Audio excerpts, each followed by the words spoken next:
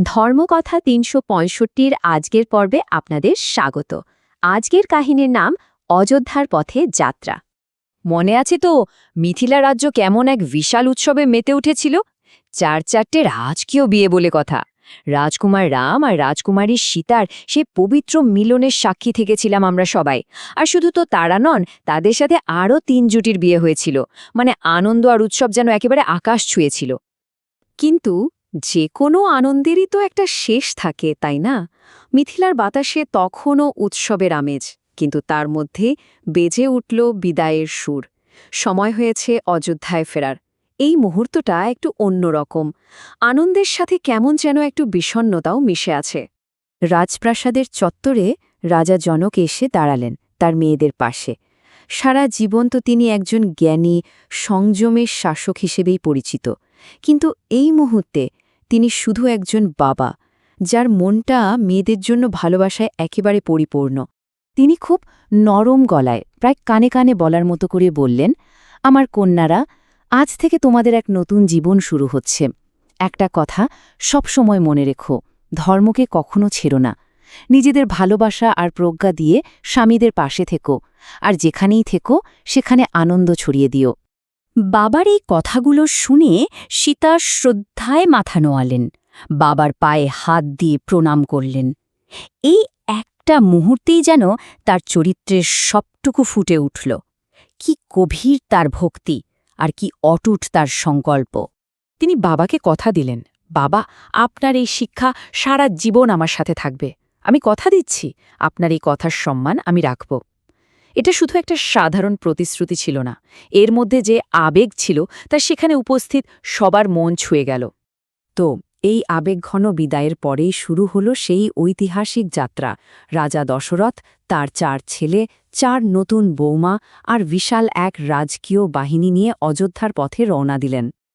একবার শুধু কল্পনা করুন দৃশ্যটা। কি বিশাল সেই শোভাযাত্রা!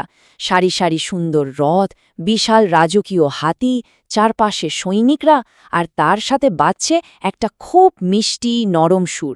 সব মিলিয়ে এক অসাধারণ পরিবেশ। এক রথে লক্ষণ আর উর্মিলা নিজেদের মধ্যে নিচু গলায় কথা বলছেন। অন্য রথে ভরত আর মান্ডবী মুগ্ধ হয়ে দেখছেন পথের দুপাশের সুন্দর জঙ্গল। মানে চারিদিকে শুধু আনন্দ আর শান্তি। আর রাম আর সীতা, তারা নিজেদের রথে পাশাপাশি বসে আছেন, একদম শান্ত।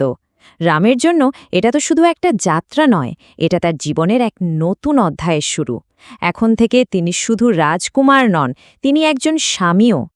কিন্তু এই শান্ত সুন্দর পরিবেশটা বেশিক্ষণ থাকল না। শোভাযাত্রাটা যখন একটা ঘন জঙ্গলের মধ্যে দিয়ে যাচ্ছে, ঠিক তখনই প্রকৃতির মধ্যে কেন যেন একটা অশুভ সংকেত দেখা গেল। মুহূর্তের মধ্যে সব কিছু বদলে গেল। হঠাৎ করে কোত্থেকে যেন এক দমকা হিংস্র বাতাস বইতে শুরু করল। গাছগুলো এমনভাবে দুলতে লাগল যেন এক্ষুনি ভেঙে পড়বে। এই হঠাৎ পরিবর্তনে রথের ঘোড়াগুলো ভয় পেয়ে গেল, ছটপট করতে শুরু করল, এদিক ওদিক লাফালাফি করতে লাগল। তারাও যেন বুঝতে পারছিল কিছু একটা খারাপ হতে চলেছে।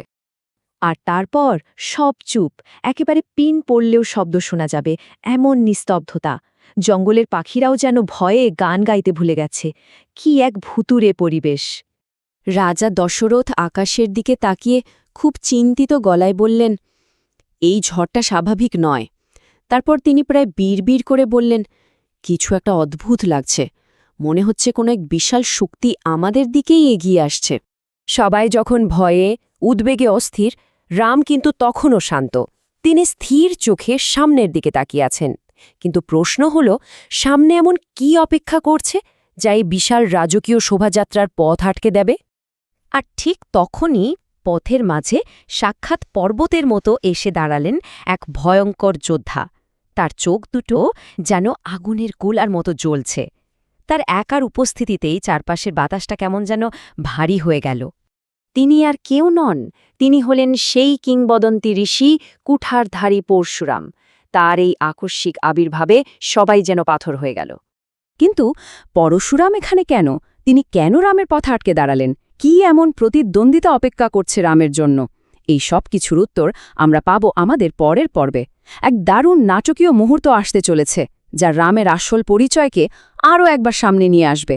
ধর্মকথা 365-এ প্রতিদিন শুনুন রামায়ণের এক নতুন অধ্যায়। রামায়ণ নয় শুধু গল্প, এ এক জীবন দর্শন। ধর্মকথা 365 প্রতিদিন একটি নতুন অধ্যায়, নতুন শিক্ষা, নতুন অনুপ্রেরণা। রাম, সীতা, হনুমানের চিরকালীন কাহিনী শুনুন আমাদের কণ্ঠে। আজ থেকেই যোগ দিন এই দৈনিক ধর্মযাত্রায়। প্রতিদিন নতুন পর্ব শুনতে ধর্মকথা 365 চ্যানেলটি সাবস্ক্রাইব করে আমাদের সঙ্গে থাকুন।